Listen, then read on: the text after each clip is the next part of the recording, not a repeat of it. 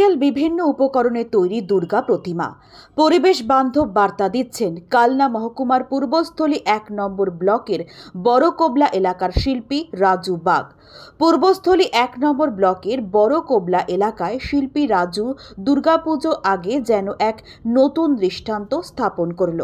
সাধারণত মাটি, খড়, রং এবং বিভিন্ন চটজাতীয় উপকরণে তৈরি হয় দেবী দুর্গার প্রতিমা, কিন্তু এই প্রচলিত ধারার বাইরে গিয়ে শিল্পী রাজু বাগ তৈরি করেছেন এক অভিনব দুর্গা প্রতিমা, যার পুরোটা তৈরি হয়েছে রিসাইকেল উপকরণ দিয়ে। তার তৈরি এই দুর্গা প্রতিমা পাড়ি দেবে হায়দ্রাবাদে। তবে এই দুর্গা প্রতিমার হাইট 2 ফুট।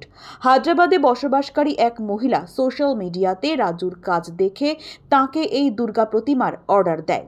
সেই মতনই গত 2 সপ্তাহ ধরে কাজ চালিয়ে যাচ্ছে রাজু ও তার সহযোগীরা। তবে রাজুর এই কাজ প্রথম নয়, এর আগেও বিভিন্ন ফেলে দেওয়া উপকরণ দিয়ে বড় দুর্গা, বড় সরস্বতী বানিয়েছে সে। এই প্রতিমায় ব্যবহৃত রয়েছে ফেলে দেওয়া নাটবল্টু, জিআই তার, কাঠ, লোহার ব্লেড, মরচে ধরা পেরেক, লোহার জালি সহ আরও অনেক অব্যবহৃত উপাদান। শিল্পীর সৃজনশীলতায় এই সব জঞ্জাল যেন নতুন প্রাণ পেয়েছে। দেবী দুর্গার মুখাবয়ব ও সুরবধের ভঙ্গি প্রমাণ করছে যে আবর্জনা বলে যাকে ফেলে দিই তাও সঠিকভাবে ব্যবহার করলে হয়ে উঠতে পারে অনন্য শিল্প। রাজুকে তার এই কাজে সহযোগিতা করেছে তারই এলাকার কয়েকজন যুবক। তারাও রাজুর কাছে কাজ শিখে স্বাবলম্বী হতে চাইছে।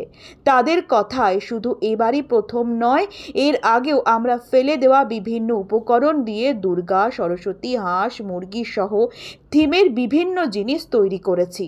পড়াশোনার পাশাপাশি এই কাজ করে কিছুটা হাত খরচ জোগাড় হয়ে যায় বলেও জানিয়েছে রাজুর সঙ্গে কাজ করা স্থানীয় এলাকার ছাত্ররা। শিল্পী রাজু বাগ জানিয়েছেন, এই উদ্যোগের মাধ্যমে আমি সমাজকে একটা বার্তা দিতে চেয়েছি। পরিবেশ বান্ধব চিন্তা আর পুনর্ব্যবহারযোগ্য উপকরণ দিয়েও শিল্প সৃষ্টি করা যায়, আর এটাই আজকের দিনে সবচেয়ে বেশি প্রয়োজন। কাজ শেখা কিভাবে? এই কাজ শেখা হচ্ছে আমাদের আমাদের মানে গ্রামের রাজুদা আমরা দেখতাম যে এইসব কাজ টাজ করতো, আমরা এসে দেখতাম।